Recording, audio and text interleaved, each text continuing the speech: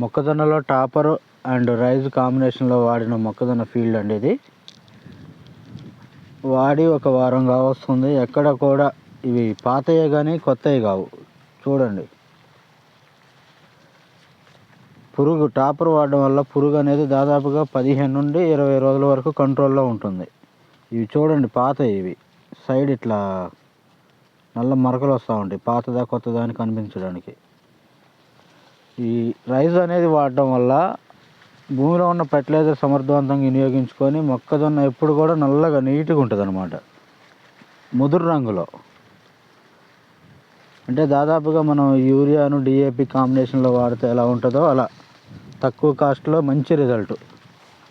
ఇట్లా అసలు చూడండి, ఒక్క చోట కూడా పురుగు కనపడట్లే.